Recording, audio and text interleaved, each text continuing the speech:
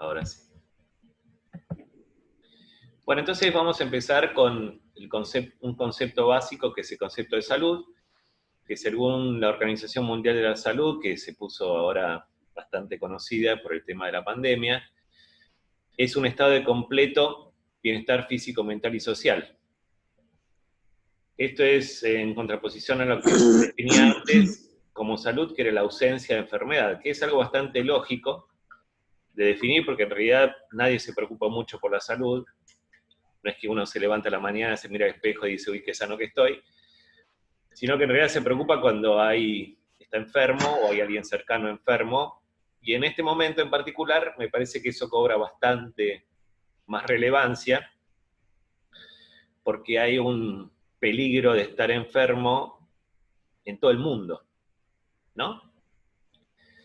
Entonces, me parece importante empezar con esto, con que la salud no es solamente la ausencia de enfermedad, sino que es un estado, es una situación de un bienestar físico, mental y social, no solamente físico, entonces también mental, y ahí es donde entra la meditación, y social, porque todo eso se refleja en lo social.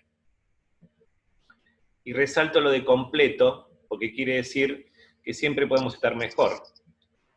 O sea, más allá de tener una sensación inicial de no querer estar enfermos, sobre todo de coronavirus últimamente, podemos aspirar a más, podemos aspirar a estar cada vez más sanos. ¿Se entiende? Esperen un poquito. Bien, ok. Ahí tengo el chat.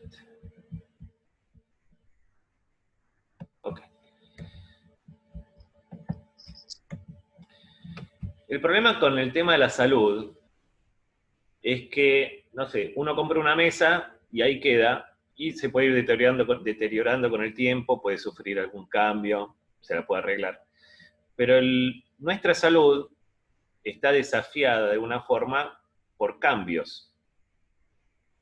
Cambios internos y externos en forma permanente. Cambia la temperatura, baja un poco, siento el frío, me pongo algo, o cierro la puerta o cierro la ventana, baja la luz, la pupila se dilata para que haya más luz dentro del cuerpo. Los cambios se producen permanentemente y de vuelta. Esta pandemia nos está justamente poniendo delante esto del cambio. En enero estábamos bajo una situación, fin de abril es completamente otra. Totalmente inesperada aparte, ¿no? Así que me parece que hay una evidencia muy concreta de que los cambios se pueden producir en cualquier momento y en cualquier dirección.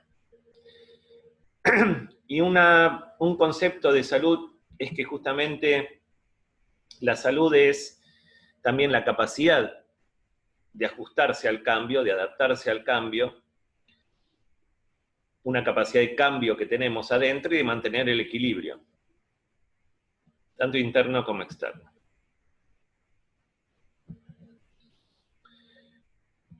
Y ahí viene el concepto de estrés, porque el estrés es la experiencia, es lo que uno experimenta en el físico, a nivel cognitivo y a nivel emocional, cuando ocurren cambios. ¿Ok? O sea que uno está, en teoría, permanentemente estresado. Lo que pasa es que esta experiencia de estar confrontados a cambios, que nos sucede todo el tiempo, puede tener un componente que se llama egoestrés, que es la experiencia de confrontar un cambio en forma natural, liviana, sin esfuerzo, en forma adaptativa. Y otro que se llama distrés, que es lo que nosotros normalmente llamamos estrés. ¿Sí?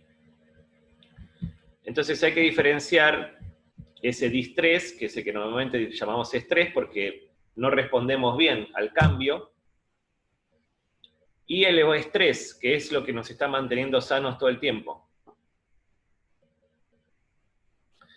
Entonces a nosotros nos preocupa el distrés, porque tenemos una energía de adaptación muy alta, pero al mismo tiempo tiene sus límites y varía dependiendo del tiempo. No es lo mismo estar en una situación de aislamiento social 2 días que más de un mes, ¿no? Pueden usar el chat si me quieren contestar, ¿eh? Así yo me doy cuenta que no se durmieron.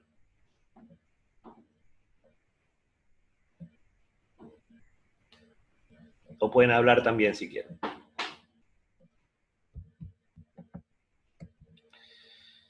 Y esto del cambio, que viene... Estaríamos despiertos. Muy bien. Esto del cambio viene también del lado del budismo, porque hay para el budismo, que es, aparte de una religión, hay una filosofía, que es la que me interesa a mí, personalmente, que trata de entender, nada, ¿qué es esto?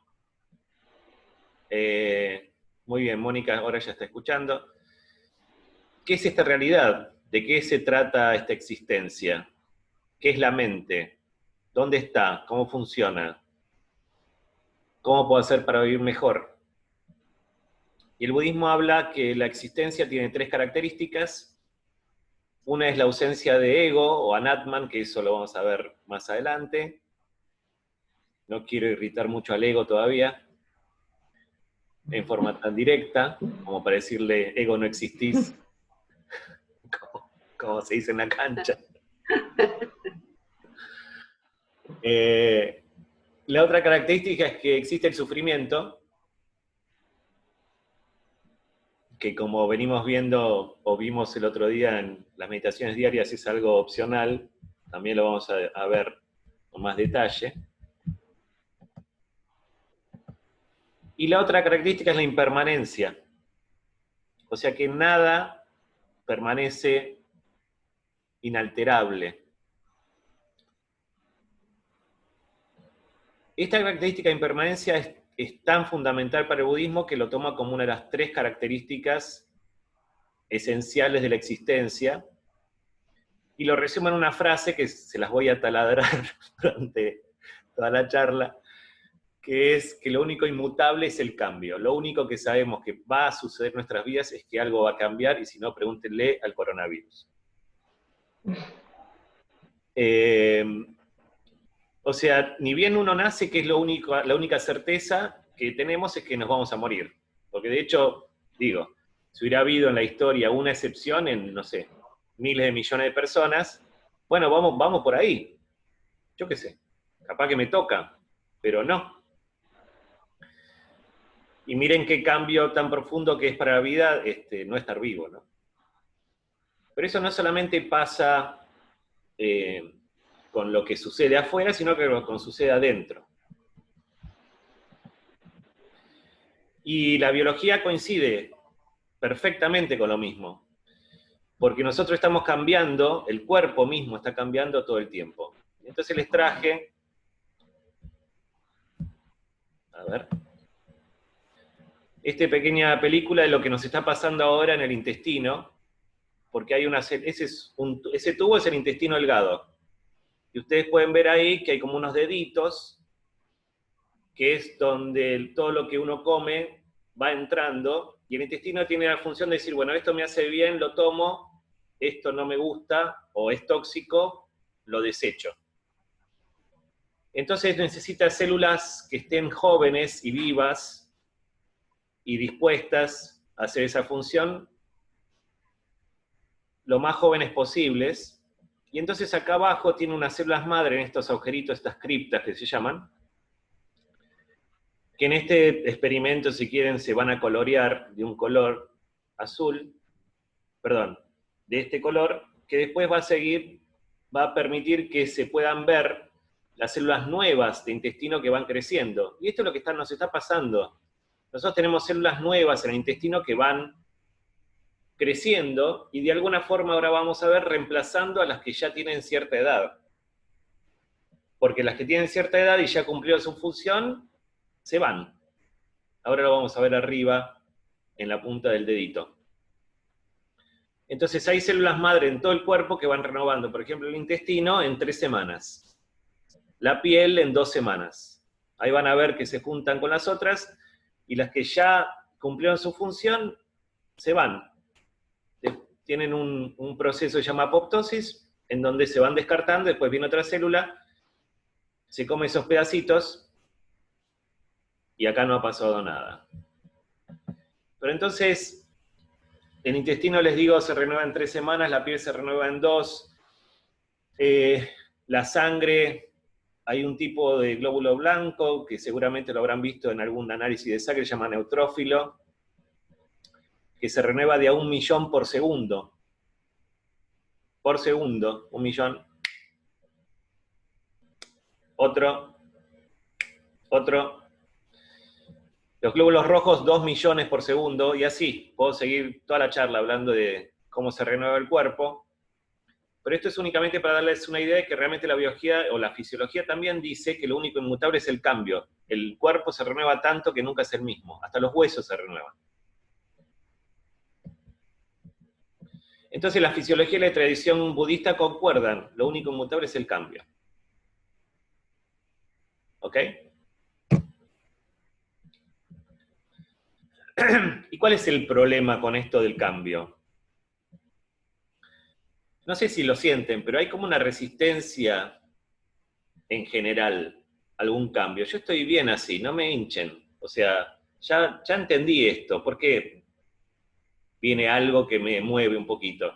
¿No? Entonces uno, cuando viene el movimiento, mejor no. A ver, esta ola no me... Mejor no. Y ese es un tema. Esto de aferrarse es un temita.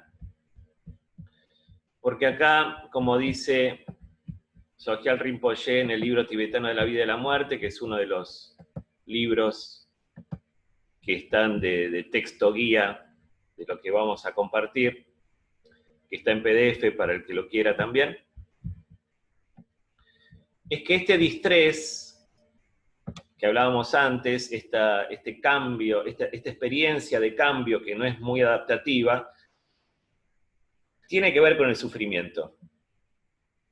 Y Sogyal Rinpoche lo que nos dice es que nuestra creencia, solo nuestra creencia en la permanencia de las cosas, nos impide aprender del cambio. Porque es una creencia. Si uno no es consciente de eso, cree que las cosas son para siempre, de hecho que vamos a vivir también para siempre. Si nos negamos esta posibilidad, nos cerramos y nos volvemos codiciosos. Es como que uno se agarra, ¿no? Que no se vaya, que no cambie. La codicia, el aferramiento, es la fuente de todos nuestros problemas, no de uno, no de la plata que no hay o de las carencias, sino de todos los problemas. Puesto que para nosotros la impermanencia equivale a angustia, nos aferramos desesperadamente a las cosas por más que éstas estén, sin embargo, predestinadas al cambio. Nos aterroriza desprendernos de ellas, pero en realidad es el hecho mismo de vivir el que nos aterroriza, ya que aprender a vivir es aprender a desprenderse. Mamadera. Y esta es la tragedia y la ironía de nuestra lucha por retener. No solo es imposible,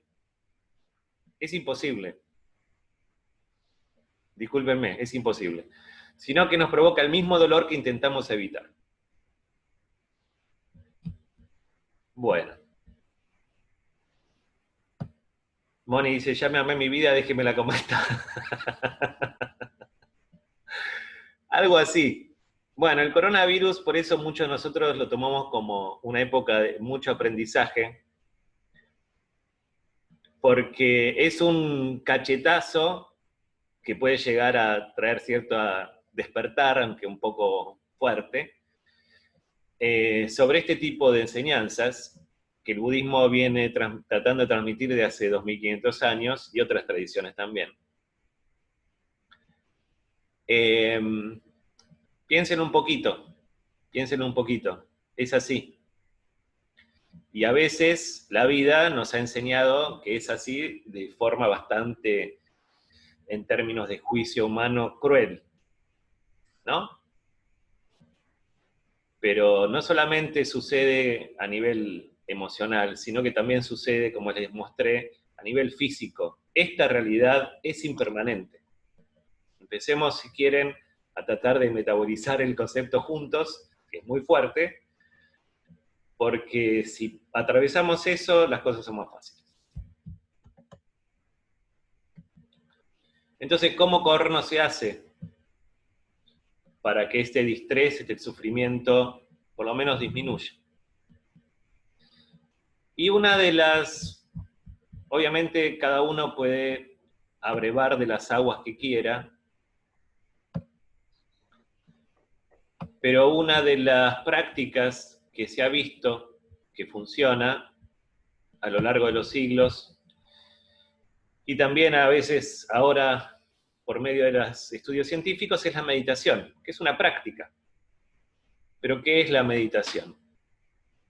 Entonces Claudio Naranjo, en un libro que se llama Entre meditación y psicoterapia, divide 6 direcciones de la meditación, o sea, 6 lugares a donde se puede ir, 6 espacios a donde se puede ir. Una vía seca o solar o apolínea, que es como más de presencia, en donde está calmar la mente, el desapego, que tiene mucho que ver con esto de no sufrir por la impermanencia, y también el vipassana, o ver la realidad tal cual es, como otra de las direcciones. Después hay una vía húmeda o dionisíaca, como más suelta, más espontánea, que tiene unas prácticas que justamente son de entrega o de espontaneidad, que tiene que ver con el chamanismo, que tiene que ver con el tantra, y también una vía de cultivo del amor y la compasión y de la conciencia en lo divino. O sea que hay muchos tipos de meditaciones, muchas direcciones, y lo que vamos a hacer para los que sigan en la escuela es ir a todas estas direcciones, salvo quizás al final del año a veces hay alguna meditación que tenga que ver con la entrega, pero si no vamos a ir en las otras 5 bastante frecuentemente.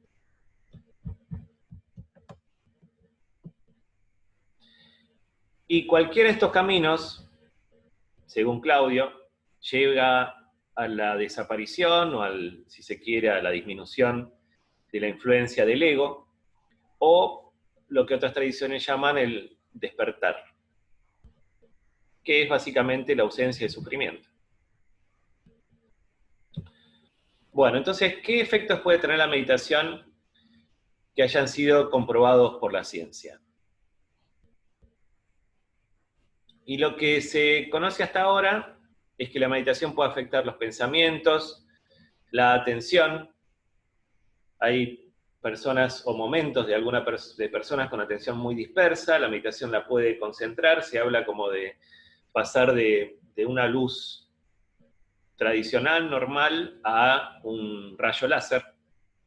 Puede afectar las emociones, puede cambiar la autoimagen o el ego, puede cambiar la ansiedad, puede afectar el sistema nervioso, el sistema inmune, el endocrino, el curso de algunas enfermedades, como el asma, cosas que tengan que ver con la inmunidad, la presión arterial, la fibromialgia, muchas otras, la depresión. Por supuesto, entonces puede afectar la calidad de vida, puede afectar a nivel molecular la actividad de los genes y partes de los cromosomas que se llaman telómeros, puede disminuir el estrés crónico, y como les decía, hay casi 6.000 publicaciones en todo esto, o sea que esto está científicamente comprobado. Y durante el año vamos a ver ejemplos de todo esto. ¿Y cómo es que la meditación tiene estos efectos? Para eso hay que ver un poquito cómo funcionamos. Entonces nosotros estamos ahí, disculpen las mujeres, pero bueno, Leonardo dibujó un hombre. Tenemos un cuerpo, y tenemos un ambiente interno y tenemos un ambiente externo. Entonces hay un cambio, nosotros estamos percibiendo el ambiente externo e interno, y damos una respuesta. Entonces, esa percepción está condicionada por emociones, por pensamientos y por algo que podemos llamar autoimagen o ego. Entonces hay un cambio en el ambiente, eso se percibe, y a partir de todos esos condicionamientos que tenemos, damos una respuesta. ¿Sí? Algo muy simple, pero quizás no estuvo en la conciencia hasta ahora. Entonces, ¿qué pasa si estamos tomados por las emociones? ¿No? Uno está enojado y entonces no importa cuál es lo que sucede afuera de nosotros, uno ya está enojado. Entonces puede venir la mejor noticia del mundo que estando en ese estado de enojo, la percepción cambia porque uno está enojado. O si uno está triste, se ve todo azul o violeta, y entonces la percepción también cambia porque estamos tomados por esa emoción. Y entonces pasamos de un estado emocional a otro y la vida la vamos viendo a partir de esa percepción alterada y como consecuencia damos una respuesta alterada. Eso es lo que se llama distrés. Sufrimiento. ¿Qué pasa si los pensamientos, como mi autoimagen lo define, te toman? ¿Qué pasa si estás pensando todo el tiempo en el pasado o en el futuro y estás tomado por los pensamientos o por las palabras que no paran? Entonces la percepción es como que se aleja del mundo exterior o lo que está sucediendo, queda lejos, uno se enfría, por decirlo de una forma, y la respuesta en general es bastante más rígida. Y de vuelta, todo esto causa obviamente sufrimiento, distrés. Entonces la meditación, ¿qué es lo que hace? La meditación lo que hace es relacionarse diferente con las emociones, porque no es que las vamos a dejar de sentir, sino que nos vamos a relacionar diferente. Nos vamos a relacionar diferente con los pensamientos, vamos a tener otra relación con esta autoimagen, tratando de aceptarnos un poco más, sabiendo que el juicio es el que nos dice lo que hacemos bien y lo que hacemos mal, pero siempre este juicio viene después. Cuando uno hizo algo y se equivocó, en ese momento estaba haciendo lo mejor que podía, con los recursos que tenía y con las debilidades y las dificultades que todos tenemos. Entonces el juicio viene después y critica y juzga, pero en el momento que uno está haciendo algo, hace lo mejor que puede. Entonces uno puede tratar de estar atento a no pifiarla, pero tener al mismo tiempo una mirada un poco más compasiva a sí mismo o a sí misma sobre lo que hizo o sobre cómo es. Entonces la meditación mueve esta autoimagen, puede llegar hasta que desaparezca, y esto se convierte entonces en algo que Claudio siempre llamaba el autoconocimiento. Entonces, si la meditación va afectando estas tres características, también va a afectar la percepción de lo que estamos viviendo, y por lo tanto va a afectar la respuesta, y entonces se genera un círculo virtuoso en donde empieza a haber muchísimo más bienestar en la vida de cada uno de nosotros. Y obviamente esto también repercute en el cuerpo humano porque ustedes ya saben que este distrés no le hace nada bien. O sea que si disminuye el distrés, vamos a estar bien. Esta es una pequeña encuesta de la escuela que hicimos el año pasado para ver si las prácticas habían disminuido las emociones, los pensamientos y, más importante, si habían tenido algún impacto en la vida diaria, y la mayoría de los que participaron dijeron que sí. Así que no es un estudio científico formal, pero lo que hacemos, por lo menos a la gente del año pasado, funciona. Bueno, ¿alguna pregunta hasta acá?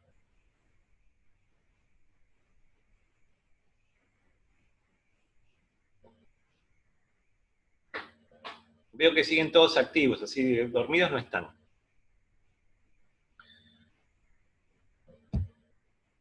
Súper claro todo, muy bien. Vamos a hacer una cosa, vamos a hacer una meditación. Gracias, todos los que dicen que vamos bien. Vamos a hacer una meditación chiquita, cortita, 5 minutos, para calmar la mente de todos estos que estamos recibiendo información. Gracias a los comentarios. Entonces, la idea es ponerse cómodas o cómodos. No nos vamos a fijar mucho en la postura. Simplemente la invitación es a cerrar los ojos. Todo lo que estuvimos recibiendo de palabra seguramente ha despertado otros pensamientos, otras palabras. Así que la invitación va a ser simplemente a que esta atención que están teniendo con tanta información, elijan dirigirla hacia otro lado, que es la respiración, que es una actividad que no vamos a dejar de hacer, que nos va a acompañar siempre, mientras estemos por acá. O sea que siempre va a estar a mano, agradeciendo todo ese aire limpio que está siempre a disposición.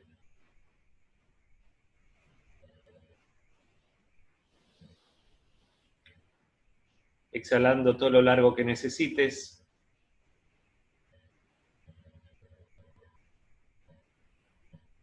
Soltando la lengua. Claudio a veces hablaba de poner cara de idiota. La mejor cara de idiota que tengas para poner. Relajando la mandíbula. Sin ningún esfuerzo, sin ir a ningún lado. Simplemente eligiendo que tu atención vaya hacia otro lado. Con plena confianza que podés elegir a qué prestarle atención.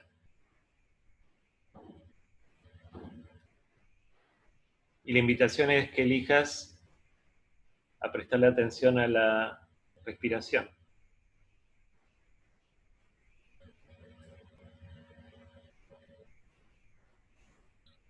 Y si pueden hacer que baje, que sea la panza por debajo del ombligo la que se mueva, mejor.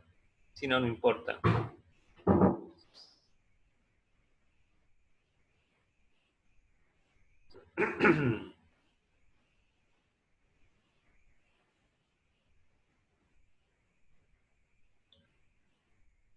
Tratando de no tener ningún tipo de éxito o fracaso. Soltando esta expectativa de lograr algo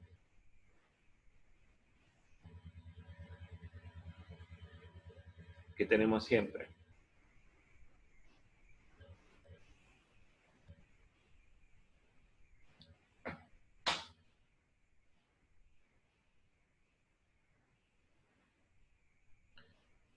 La atención está en la respiración,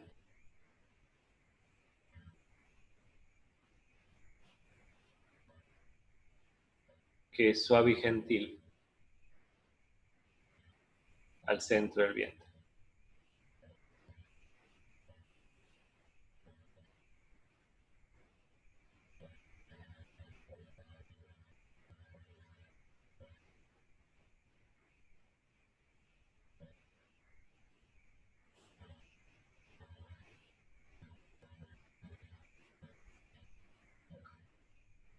Tratando de paladear el momento.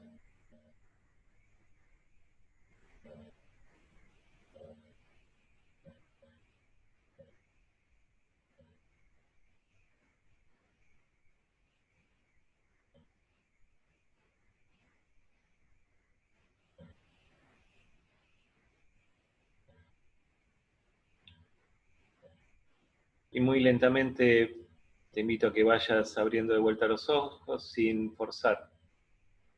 Muy lentamente. Tratando que las imágenes entren a vos sin que las vayas a buscar, como hacemos siempre, tratando de atrapar algo.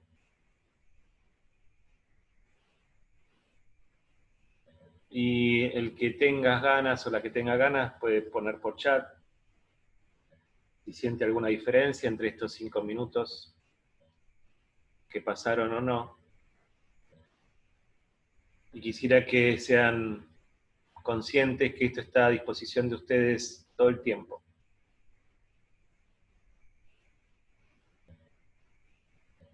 Siempre van a tener 5 minutos, ¿eh?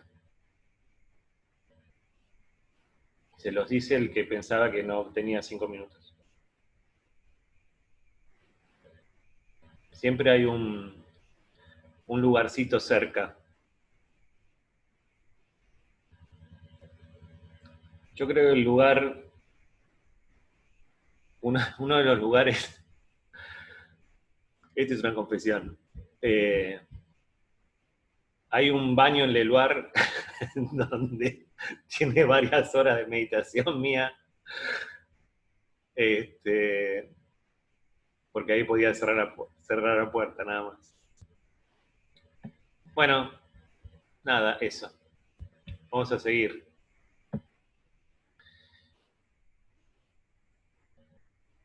Gracias, Moni. Gracias, Jimena. Sí.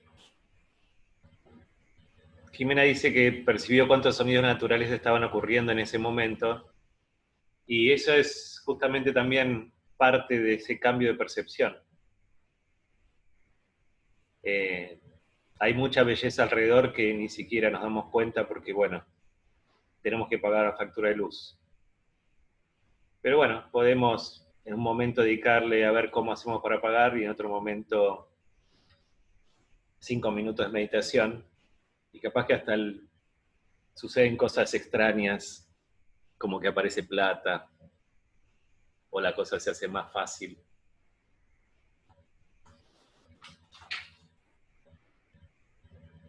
Gracias, Paula, Dani, Danet, Tencha.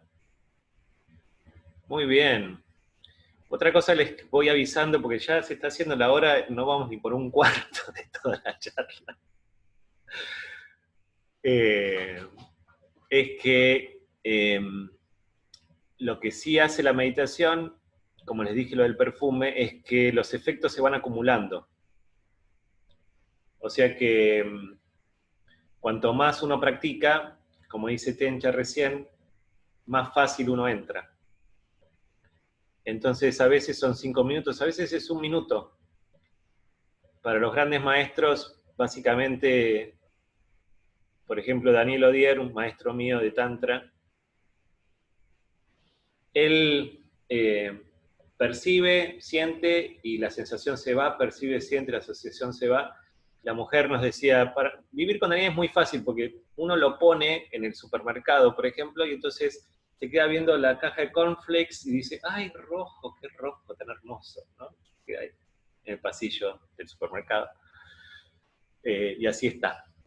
Entonces es como la práctica se va acumulando y uno básicamente ya no es ya una herramienta, sino una práctica, es una forma de estar. Bueno, todo esto para meternos ahora de cabeza en un trabajo científico que tiene que ver con los efectos de la meditación en la depresión. ¿Ok? Y antes de empezar, les voy a mostrar un video que me gusta porque a mí me causa mucha gracia, porque es como una crítica a los límites del método científico. Porque bueno, uno hace lo que puede en el laboratorio, saca sus resultados, obtiene los resultados con mucho esfuerzo, la verdad que se trabaja mucho, saca sus conclusiones y eso después tiene una aplicación en la vida real. Pero el método científico tiene sus limitaciones, como se puede ver en este video.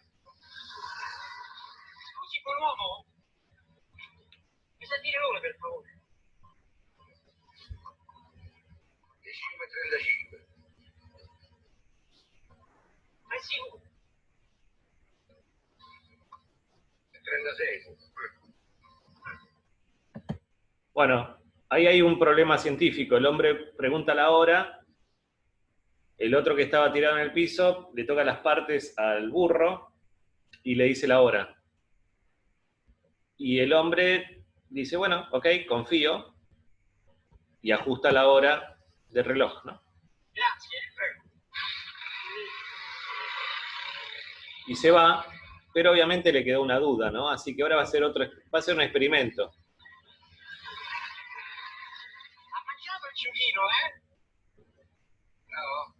Senta, mi sapete che ore sono adesso? Allora. 7:15. Ma sono le 7:15 spaccate. Incredibile.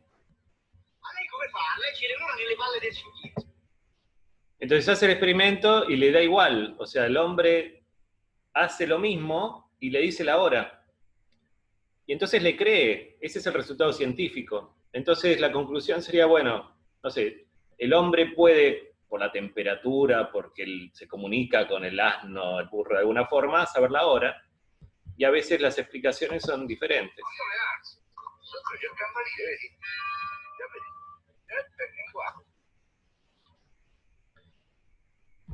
Entonces, estas son las limitaciones del método científico. ¿Sí? Puede ser que concluyamos algo que no tiene nada que ver con la realidad, pero bueno, uno hace lo que puede. Entonces, este es el trabajo que les quería presentar. Este es un trabajo con mucho esfuerzo que se hizo en Gran Bretaña, con pacientes con depresión endógena. Todos estos pacientes ya tuvieron intentos de suicidio. Estuvieron con tratamiento antidepresivo por 2 años y tienen un alto riesgo de recaída, ¿no? Entonces la pregunta que se hicieron fue, bueno, nosotros a estos pacientes no los podemos dejar sin medicación porque tienen un alto riesgo de suicidio. Pero vamos a ver si la meditación puede de alguna forma disminuir la dosis o discontinuar el tratamiento farmacológico. Entonces se va a comparar meditación con medicación. ¿Está bien? Y este es el diseño. Se enrolaron más de 28.000 pacientes, después se fueron seleccionando para que queden 2 grupos lo más homogéneos posibles, que es una tabla que no se ve nada ahí a la derecha, pero que en cuanto a porcentaje de hombres, mujeres, edad, educación, estatus económico, muchísimos parámetros sean los 2 iguales. Entonces, un grupo va a estar sometido a meditación con la medicación y el otro únicamente a medicación. La pregunta es si este grupo que medita puede ir bajando la dosis de la medicación. ¿Se entiende? Y los resultados, se los voy a decir muy rápido y muy directo, es que el 71% de los pacientes que meditaron discontinuaron la medicación, no tomaron más pastillas. ¿Está bien? Esto se hizo en forma muy controlada, en otra teórica lo vamos a ver mucho más en detalle, pero el 71% de las personas que entraron a este programa de meditación no necesitaron medicarse más. Esto no quiere decir que si hay alguien que ustedes conozcan o que esté con una depresión endógena, le digan, no tomes más la pastilla. Esto estuvo extremadamente controlado, de hecho había 3 psiquiatras por cada paciente para poder saber si bajaban la dosis o no. Es un trabajo, les digo, con mucha gente alrededor y muy controlado, o sea que no aconsejen ahora que nadie deje, si está tomando pastillas antidepresivas, las pastillas. Pero sí lo que les quería mostrar es que de hecho esta meditación, esta intervención en una práctica que tiene que ver con la mente, tiene efectos, por ejemplo, sobre la depresión. Bueno, estos son más detalles. Y que esta práctica, entonces, el efecto perdura después de que uno termina de practicar. Ustedes hicieron 5 minutos recién de meditación, tuvieron quizás una percepción, como decían recién, de los pajaritos, del ambiente, durante la meditación, pero el efecto va más allá. ¿Sí? Es como, bueno, si uno va al gimnasio no se desinflan los músculos cuando sale, ¿no? Esto es lo mismo. Entonces se puede ver a la meditación como un entrenamiento mental, que perdura. Bueno, y durante el año vamos a ver muchos de estos trabajos que tienen que ver con lo que les dije antes, que ya se sabe que la meditación hace, que baja la presión arterial, que puede disminuir algunos síntomas de algunas enfermedades, que afecta directamente los cromosomas, los genes, la atención, los pensamientos, las emociones y todo lo que venimos hablando. Y esto es únicamente para darle una base también neurocientífica, porque en el cerebro, en el sistema nervioso, tenemos 3 sistemas básicos. Uno es de amenaza y defensa, que es el que usamos siempre para reaccionar a los cambios. Que tiene que ver con la adrenalina, tiene que ver con el cortisol, tiene que ver con este distrés. Porque tiene que ver con la seguridad y con la supervivencia. Es el sistema más básico de supervivencia. Es el que nos mantiene vivos, no hay que pelearse con eso. ¿Está bien? Después hay otro sistema que tiene que ver con la búsqueda y el incentivo, me recibí, qué alegría. Terminé este trabajo, entregué esto, cumplí con los objetivos. Entonces, en el momento de cumplir hay como un pico de felicidad, pero no dura nada, ¿no? Porque después viene otro. Ese es el sistema de incentivo y búsqueda. Esto está estudiado, esto es así. Pero hay otro sistema que tiene que ver con el cuidado, con la empatía, con la amabilidad, que está mediado por otras moléculas, que es mucho de lo que se practica para cultivar en la meditación. Entonces, los primeros 2 sistemas tienen que ver con algo que se llama el modo hacer. Yo me pongo a hacer algo. Y este otro, el último, tiene que ver con el modo ser, que tiene que ver con algo que uno puede sentir, que tiene que ver con la calma y la satisfacción. Con decir, bueno, esto está bien. Aunque haya metido la pata, me perdono, por ejemplo. Bueno, entonces, no voy a llegar a dar todo. Ya está haciendo 1 hora, o sea que voy a terminar un par de diapositivas más y voy a parar la charla por si la gente se quiere ir y después quedará unos 20 minutos más. Pero el esquema donde estamos, vamos a hacer las prácticas y donde va a estar también incluida la teoría, tiene que ver con esto. Tenemos un ego, tenemos un sistema operativo, que es buenísimo, porque nos dice dónde estamos y qué hora es. ¿No? Es como un GPS.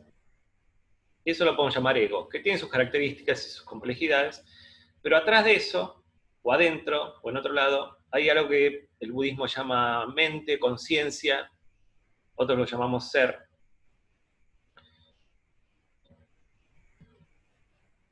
Entonces, para nosotros, este ser es el que le da sentido a esta realidad, porque es el que permite que en algunos momentos uno tenga esas experiencias que decir, ahora sí vale la pena. Este milisegundo, este segundo, este ratito, hace que me sienta más vivo, más viva, que realmente esta vida tenga un poco más de sentido. Entonces, para nosotros, de hecho, no es que somos un cuerpo que tiene un ser, sino que en realidad somos un ser que tiene un cuerpo y un ego que les permite tener esta experiencia acá. Se los dije muy rápido, lo vamos a profundizar. Y cada una de estas partes, si se quiere, tiene sus características, porque el ego tiene que ver con la situación vital de aquí y ahora, de esto que está pasando, tiene que ver con los pensamientos y las emociones, tiene que ver con esta sensación de esfuerzo, de carga, de resistencia, que nos acompaña, una sensación de carencia, el sufrimiento, el budismo lo llama dukkha, es como una insatisfacción, es como una sensación de que me quedo con hambre. Hay algo acá en todo esto que me está pasando que no, le falta sal. Si uno está parado ahí, le pasa eso siempre. En cambio, del lado del ser o la conciencia, hay algo que fluye, tiene que ver con las sensaciones, esas sensaciones sutiles que se sienten durante la meditación, por ejemplo. Tiene que ver con la vida, con la creatividad. Ustedes vieron esos momentos de creatividad y decir, bueno, eso tiene que ver con el ser, con una alegría sutil, con algo liviano, y con una sensación de que algo fluye, porque tiene que ver con la aceptación de que las cosas son así, más allá de que, o sea, con la falta de resistencia. Eso no quiere decir resignarse, eso no quiere decir aceptar todo sin hacer nada. Es aceptar todo y después ver qué se hace, porque lo que no me gusta lo puedo cambiar, o lo voy a tratar de cambiar. No es resignarse, es no resistirse. Y tiene que ver con una sensación de abundancia, como diciendo, bueno, no, la verdad que no me falta nada. No me falta nada. Nada importante.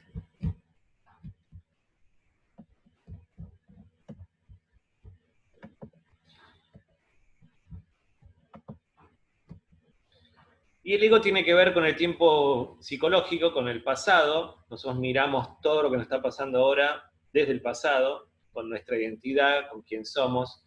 Tiene que ver con el futuro, que no, también tratar de ver qué es lo que va a pasar cuando en realidad no se puede. Se puede hacer una extrapolación, pero eso no es lo que está pasando. Y el ser tiene que ver con este tiempo de no tiempo, de ahora concreto, real. El ego tiene que ver con el miedo y el ser tiene que ver con el amor. Y normalmente estamos parados acá, con suerte, a veces un poquito de ser, un poquito de conciencia. Y lo que es la intención que vamos a poner es que esto vaya cambiando de eje en forma paulatina, que hasta esta conciencia o ser se vaya ampliando, que el ego en algún momento no se sienta, no es que desaparece, pero no se siente. Y entonces esto pasa a ser o algo parecido a lo que se llama vacuidad, o alguna sensación amorosa en esa vacuidad, entre otras cosas.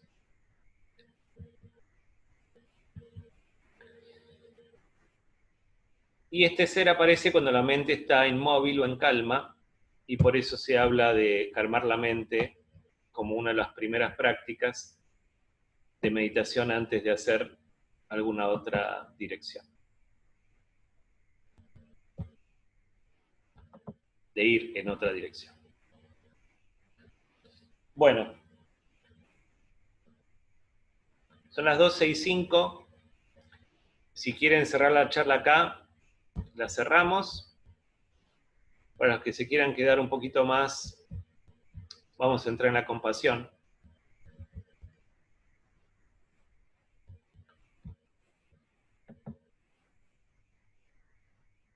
Si sigamos. Acá la hinchada dice que se queda.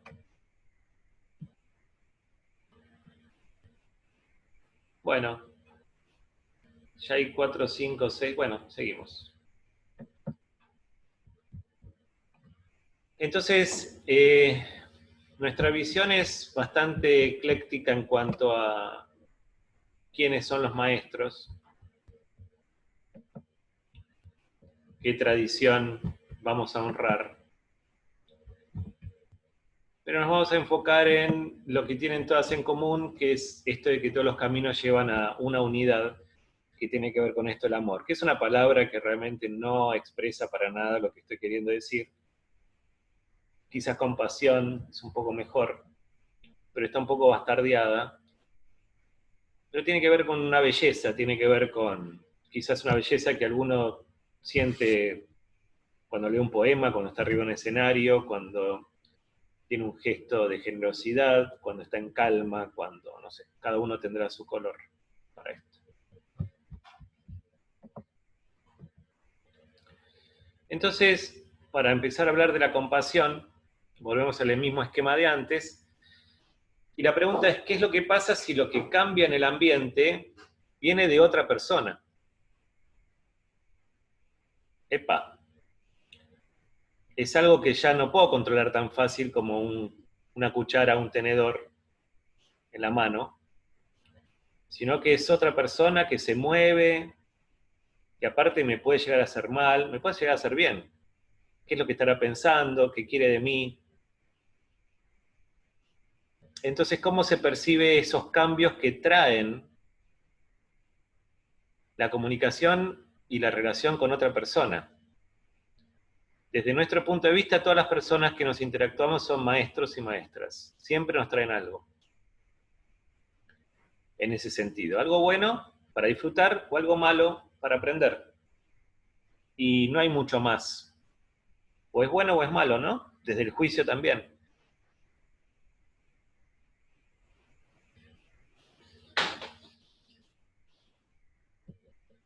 Entonces acá vamos a hablar de 3 conceptos diferentes. Uno es la empatía, que es la capacidad de entender y compartir la experiencia de otra persona.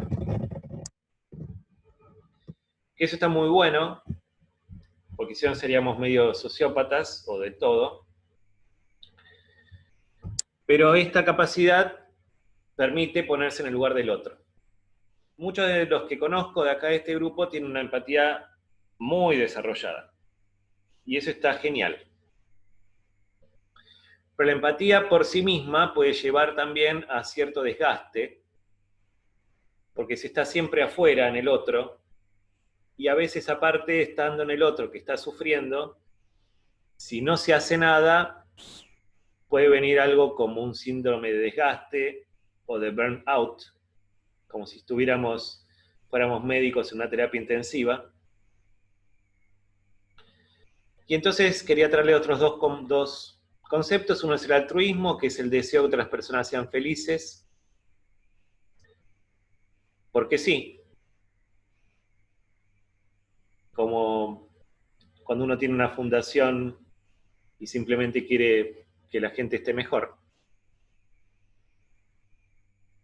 Y el otro concepto para mí, para llegar a lo que les quería transmitir, es la compasión, que es esta sensación, este deseo, esta necesidad de que la otra persona esté bien cuando está sufriendo. Entonces la empatía permite percibir el sufrimiento del otro y la compasión lo que permite es que esta necesidad de que el otro esté mejor o que deje de sufrir pueda ser vehiculizada. ¿Sí? Y entonces para eso, para entrar más en tema, les traje este videito que me regaló Patricia hace varios años ya, que tiene muchos mensajes que no tienen por qué tratar de tenerlos todos, sino simplemente dejarse sentir con lo que dice, con la música. En realidad es una canción. Pero el mensaje final es ese: yo soy tú y tú eres yo.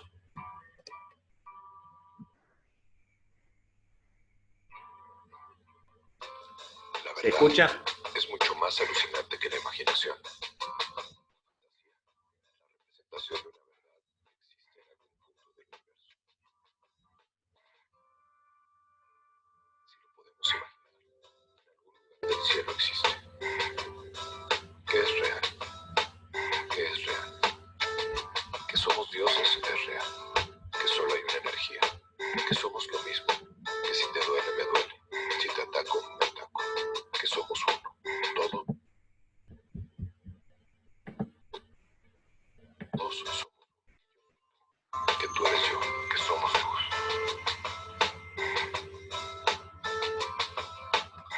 Todo empieza con lo que pensamos. Porque el pensar se convierte en sentir. Cuando lo sientes, se materializa. Con todo creamos. Creamos. Creamos.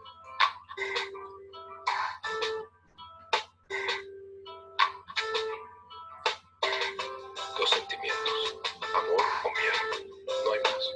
¿Con cuál te conectas?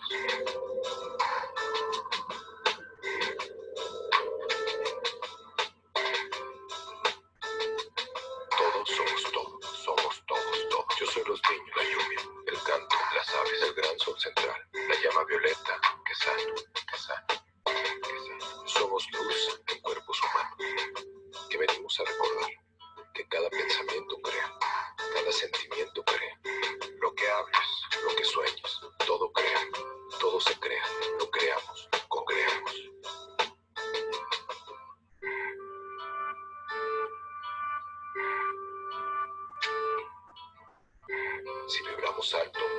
vibramos alto. Si vibramos alto, nos volvemos luz.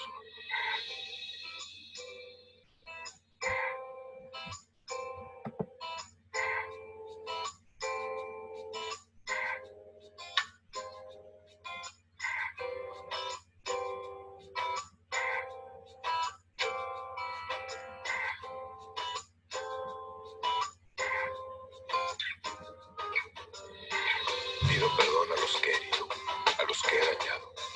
Pido que cada sentimiento negativo que haya generado sea recogido, lavado y mandado allá, con luz, y que cambie todo, que lo cambie todo. Pide perdón por lo que has hecho, pídete perdón por lo que has hecho. Perdona lo que pasó y perdónate al pedir perdón. Que todo se llene de amor incondicional, que todo se llene de luz, que la luz toque nuestros corazones y que cuide la tierra, que la sane, que nos sane, que nos cuide, que aprendamos a cuidarla, a cuidarnos. Vamos respetando que yo soy tú y tú eres yo, que somos luz.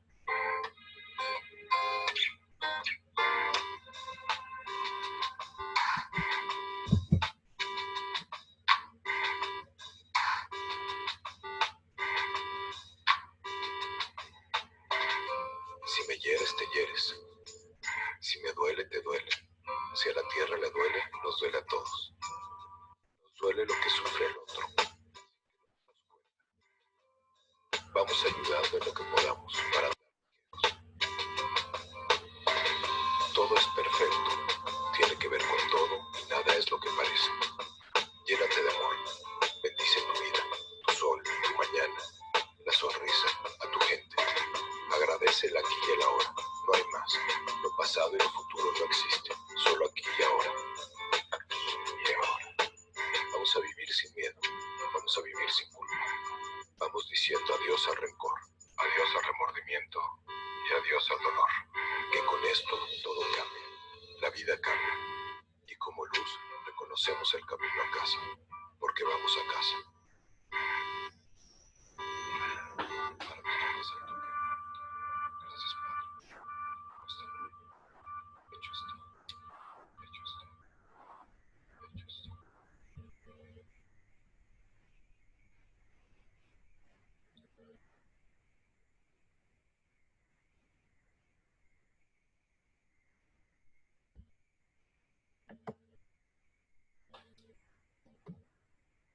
Bueno,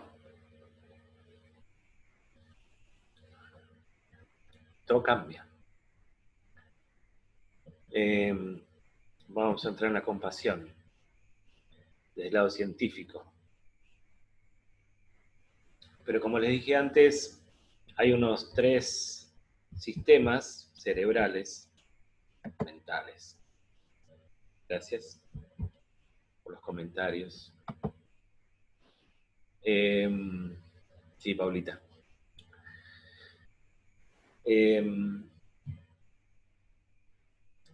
Uno era este del supervivencia, ¿no? El más instintivo, que tiene que ver con el miedo, que está muy bien, ¿no?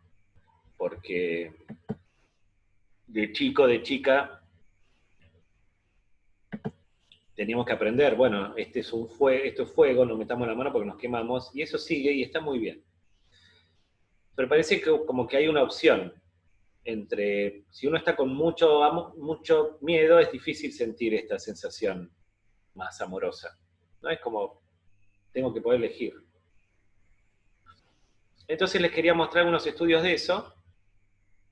Acá abajo ven 2 cerebros, actividades cerebrales, en donde cuanto más, estos son electroencefalogramas, cuanto más activa está el cerebro, más rojo es, y cuanto más azul, más calmado, ¿no? Entonces en la meditación que estamos haciendo, que hicimos recién, de 5 minutos de calmar la mente, puede ser que esté pasando que nuestro cerebro esté como a la izquierda, y durante la meditación y un poco después, quede como a la derecha. O sea que las funciones, sobre todo de la corteza cerebral, la actividad baje. ¿Está bien? Se calma, hay menos actividad. Y por otro lado, cuando uno entra en la meditación de la compasión, el cerebro se activa, porque el cerebro de los meditadores de la compasión es el de la derecha, no es el de la izquierda. Esto viene a que hay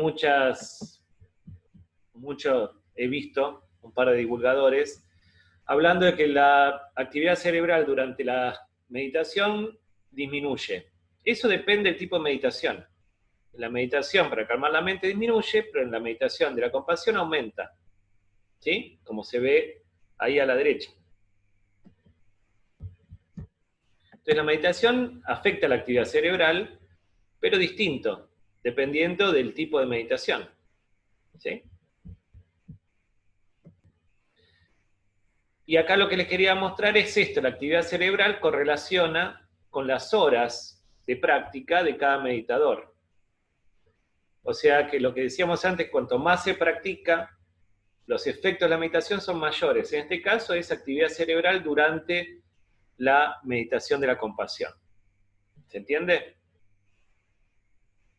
Estamos hablando acá de muchas horas, varios miles de horas, pero se ve bien una correlación. Cuanto más práctica hay, en este caso más actividad cerebral hay en esta meditación de la compasión.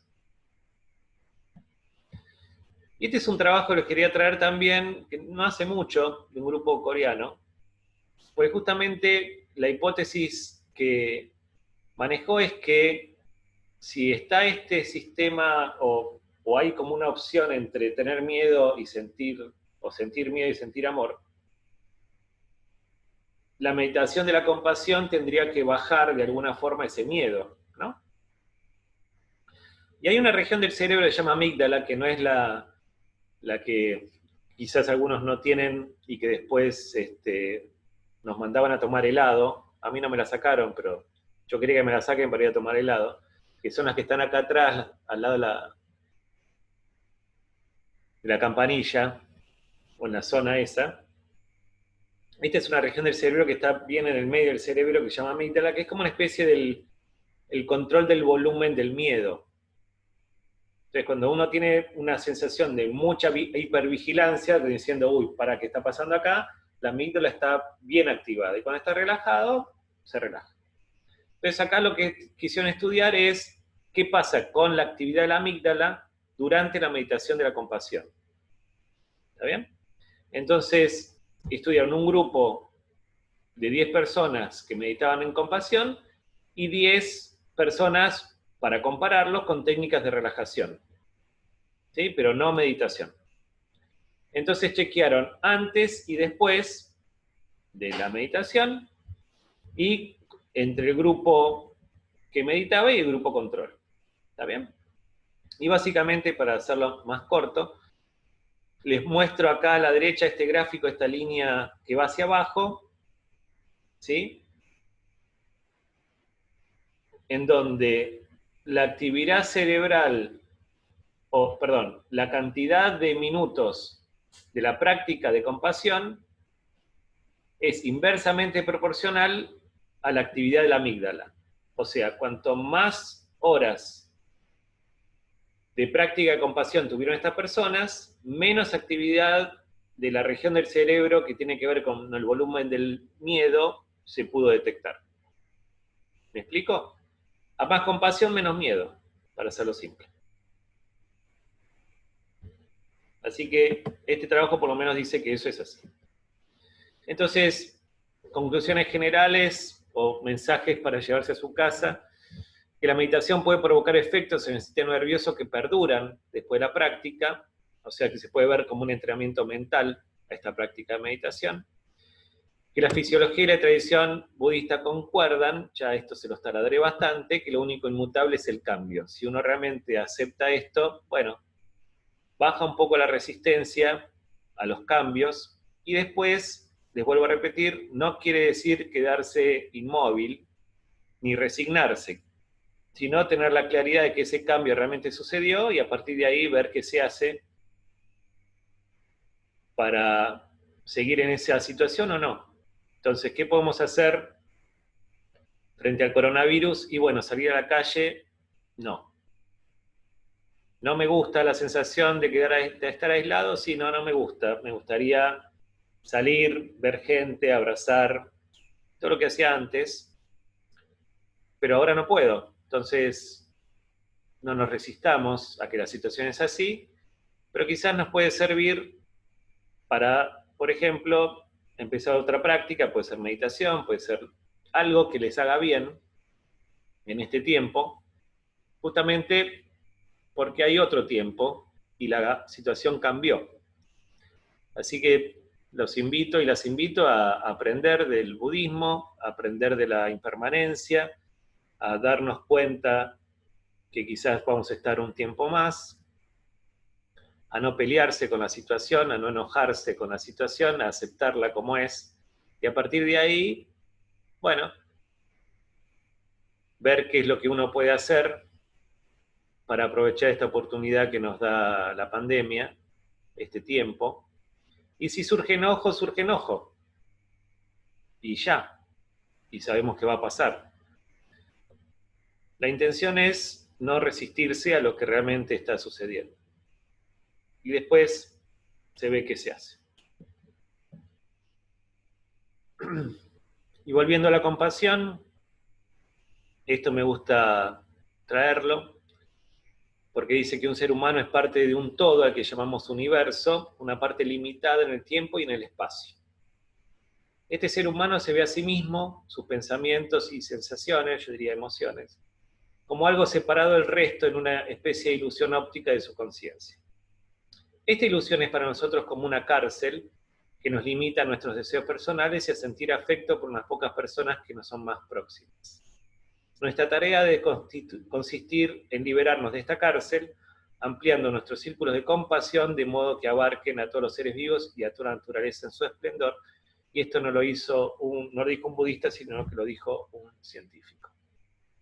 Bastante brillante, ¿no? Albertito Einstein. Esto va de vuelta al mensaje del video de Yo Soy Tú, de que de alguna forma, eso lo vamos a ver también bastante más en detalle, esto de dar es recibir. Cuando uno da un abrazo, está recibiendo la sensación que siente en ese momento cuando da el abrazo. No es dar y recibir en forma de transacción, bueno, yo te doy para después recibir, o yo recibo, entonces después te doy, sino que ese dar y recibir es lo mismo porque sucede al mismo tiempo. Y por eso también yo soy tú. Bueno, hasta acá llegó la presentación. No sé si tienen algún comentario. 12:24. Qué lindo verles las caras. Están despiertos, muy bien. Si quieren hablar, está abierto a comentarios. Y los que se quieren despedir, les agradezco a todos. Si quieren, antes de que se vayan, una meditación de 5 minutos. Sí. ¿Está bien? Sí.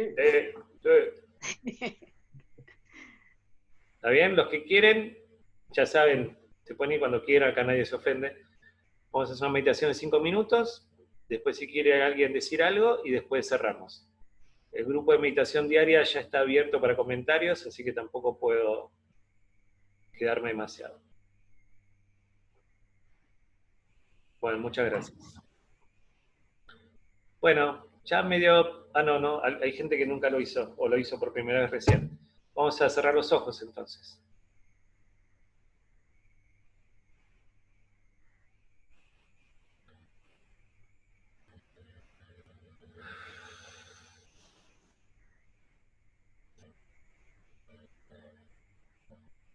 Si sienten que están con un poco más de peso, o un peso que no les gustaría tener, pueden exhalar un poco más largo, siempre en forma gentil, profunda.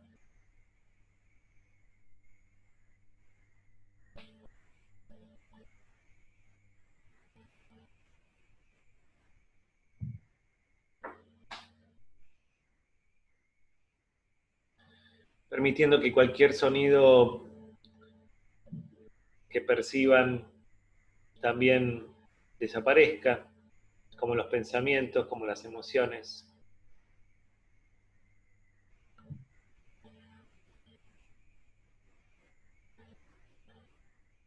Dirigiendo la atención a donde ustedes elijan, que en este caso es la respiración.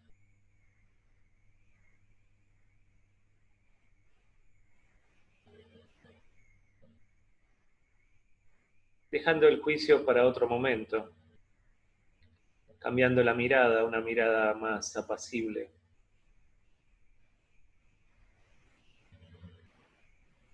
Y para eso te puedes ayudar con imágenes de horizontes lejanos, de la naturaleza viva, en orden. Más allá de que vaya cambiando, siempre está volviendo a su orden.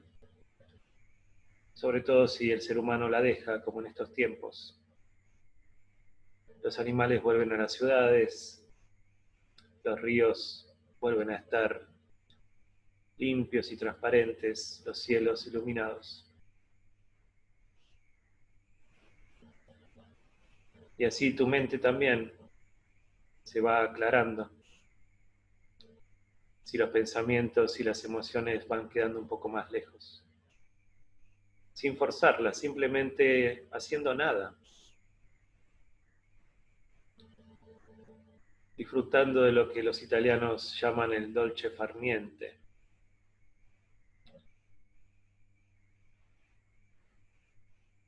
Paladeando el momento, como si fuera algo nutritivo.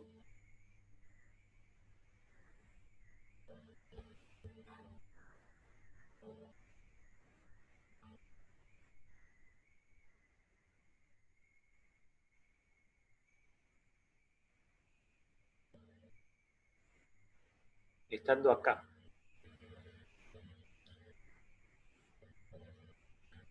Dejando que la naturaleza de tu mente se aclare.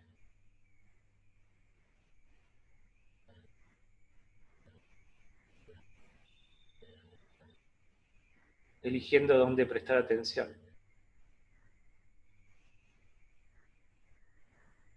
Que es a tu respiración. Y los pensamientos te van a distraer y las emociones también. Pero vos tenés una intención firme en volver. Una y otra vez. A posar tu atención sutil de mariposa en tu respiración. Que es suave y gentil. Al centro del vientre.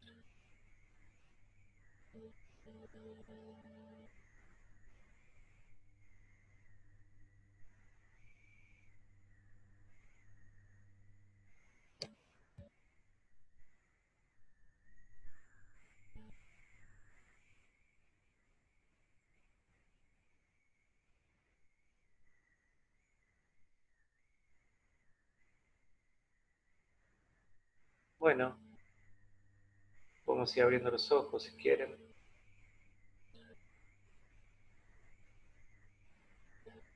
Para los que sintieron que no saben cuánto tiempo pasó, 4 minutos.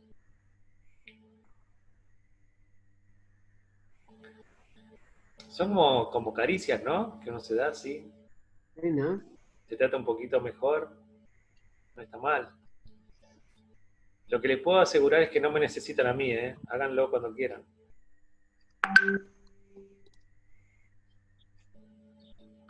Es más lindo cuando lo hacemos con vos. Sí, yo también necesito la guía. Sola me cuesta mucho más. Bueno, la guía está muy bien, pero durante el día, 5 minutos. Hay aplicaciones para esto, hay mucha tecnología dando vuelta. Hay alarmas que se pueden poner en el teléfono. Sin esfuerzo, pero pueden ir probando. Si la alarma las va a estresar o los va a estresar, no. Pero es un tema de prestar atención, no hay otra cosa. Sobre todo si uno se empieza a desbordar. Y empiezan esos pensamientos. Pará. 5 minutos, después seguimos. ¿No? Porque el pensamiento, ¿no? Es como que se va elaborando. Se va empezando a abrir ventanita de Windows. Y ya después el sistema dice colapsa, se congela la pantalla, se congela todo. Bueno, antes de eso, 5 minutos.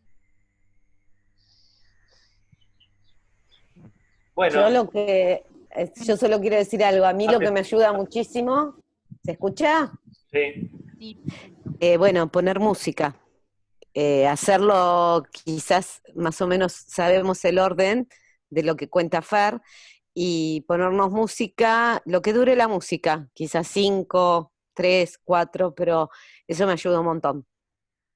Gracias, Paula. De nada. Bueno, música tienen, no todos lo saben, o todas lo saben, hay una cuenta en Spotify que creo que es F. Pitosi o Fer Pitosi, no me acuerdo, que tiene música para meditar. Fer.pitosi. Fer.pitosi, gracias. Matías dice, sí, que la velocidad con la que sufren los pensamientos es un poco como impresionante, ¿no? Bueno. Yo llegué en un momento a descubrir 7 conversaciones en mi cabeza al mismo tiempo, para que vean que no está solo. Sobre todo si uno está discutiendo, ¿no? Con alguien, se empieza a poner como... Bueno, hay unas meditaciones que vamos a hacer, porque aunque no parezca, entre un pensamiento y otro hay un espacio. Yo sé que cuando es una ametralladora parece que salen todas las balas al mismo tiempo, pero no. Sale una bala y después sale la otra bala. En el medio hay un espacio. Entonces, con la práctica uno se puede meter ahí y quedarse un poco. Entonces, el próximo pensamiento, por no decir bala, viene más lento. Hay un entre. Hay un entre. Perdón, es F. Pitosi en Spotify, me confundí F. Pitosi con doble S. Perdón. No hay problema. Sí, es así. Yo les puedo asegurar, yo me confieso, durante muchos años, 30 o algo más. ¿Tenés más de 30? Tengo más de 30, sí, no me vieron muy de cerca, ahí me ven, ahí está. Lo que pasa es que mi directora de redes, que es mi hija de 16, mi asesora, me dijo que ponga la pantalla así alta para que no se me vea la papada. Por eso parezco menos. Debe ser. Qué bonita. Sí, estoy con Kiara acá, mi hija de 16. Bueno, ¿qué iba a decir? La película esta de Matrix, no sé si la vieron. Llega un momento en que las balas le están llegando a Neo, ¿no? Pero él cambia. Esto ya se los vengo diciendo, al punto deben estar aburridos. Pero me impresionó mucho la imagen porque yo la sentí como propia, porque yo no podía dejar de pensar hasta los 30 y algo. No podía, pero no había forma. Yo era mis pensamientos, mi identidad era eso. Y aparte la gente me decía, pensás bien, qué inteligente, entonces más todavía. Mira, te paro ahí. Pero pasa en la meditación como la película, o sea, viene la bala y uno se corre apenas y pasa de largo. El tema es que el pensamiento se empiezan a tejer, se empiezan a abrir y se hacen historias, y cuando uno entra ahí es más difícil salir. Por eso digo lo de los 5 minutos, porque eso hace que los pensamientos no dejan de aparecer, pero es otra velocidad. La ametralladora capaz que funciona igual, pero se ve el entre que hablaba Tencha recién. Se percibe que hay... Y cuando uno siente ese espacio, cambia la percepción. Que sabe que puede entrar ahí, que eso existe. No es solamente o me duermo o estoy despierto con pensamientos. ¿No? Puedo estar despierto y que esos pensamientos no me tomen. Que quede un momento de espacio. Yo conozco esa tortura, ¿eh? La conozco. Bien. No, es una tortura, es un sufrimiento, mamita. Sí. Bueno, se puede, gente. Gracias por todo. Gracias. Bueno, gracias. Nos estamos viendo en el grupo de todos los días, el lunes que viene de vuelta, y ya tienen mi contacto y todo, hablamos cuando quieran. Dale. Gracias. Gracias, Fernando. Gracias. Gracias, Juan. Muchas gracias. Gracias. Gracias. No sé si me escuchan. Sí, se escucha, Pero digo Héctor. Gracias. No, gracias a vos. Gracias, Fer.